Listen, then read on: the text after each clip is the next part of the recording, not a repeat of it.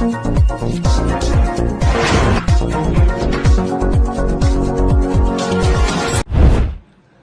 तो हम पार्टी को एक्सपैंड कर रहे हैं। पार्टी कई प्रदेशों में जाकर इलेक्शन लड़ रही है और भी लड़ने की हम कोशिश कर रहे हैं। चुनाव लड़ने में जितना मजा हमको आता है शायद किसी को भी नहीं आता होगा। पड़ोस का हो या दूर का हो या करीब का हो, सही वक्त पे बताएंगे आपको। सर, आपकी पार्टी कई राष्ट्रीय पार्टियों से ज्यादा दखल रखती है। अगर ये देखा जाए कि चुनाव के मामले में आप बहुत सारे स्टेट में चुनाव लड़ते हैं और जीत कर भी आते हैं, तो आपकी पार्टी राष्ट्रीय पार्टी की तरफ बढ़ी है और उसके लिए कोई रोड मैप है? अभी तो हम पार्टी को एक्सपैंड कर रहे हैं। पार्टी कई प्रदेशों में जाकर इलेक्शन लड़ रही है और भी लड़ने की हम कोशिश कर रहे हैं और फिर इलेक्शन लड़े तो जीतने की कोशिश करेंगे। फिलवक्त तो ये है, ये कोशिश हमारी जारी है। अब आगे देखिए क्या होता है।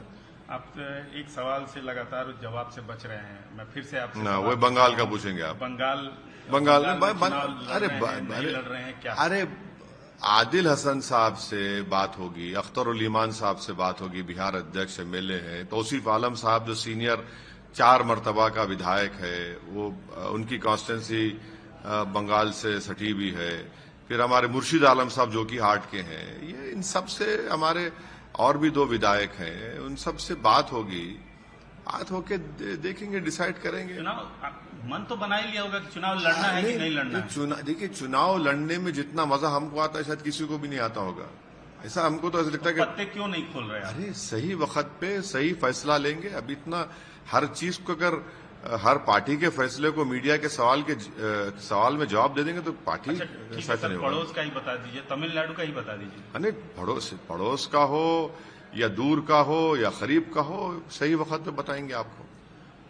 सर, कैबिनेट ने परसों डिसाइड भी किया है, तेलंगाना कैबिनेट ने, कि म्युनिसिपल इलेक्शन जल्द से जल्द कराया जाए। फरवरी तक कराने की बात आ रही है सामने।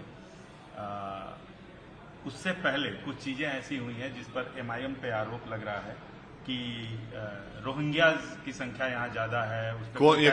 यहाँ इल्जाम कौन लगा रहा, बोलिए आप। कुछ वकील हैं, कुछ लीगल सेल के बीजेपी ने, हाँ, नाम लीजिए ना पार्टी का। पिटीशन तक फाइल किया है कोर्ट में। क्या कि रोहिंग्याज का इशू बहुत बड़ा है और यहाँ पे कोई मौजूद कार्रवाई नहीं हो रही है।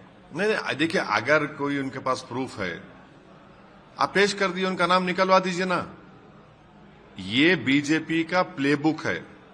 बिहार में जाकर घुसपैठी बोले, कितना फॉर्म 7 डाले, एक फॉर्म 7 नहीं डाले उन्होंने सीमांचल में, और सीमांचल को आपने बदनाम कर दिया या बदनाम करने की कोशिश की वहां जनता को। अभी भी आप कहने आप लाइए, सब एसआईआर होगा तेलंगाना में, 7 फॉर्म 7 डालिए।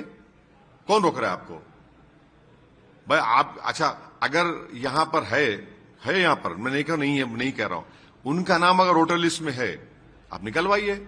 और तीसरा, अगर उनके पास यूएनएचसीआर का कार्ड है तो आपको देख लीजिए।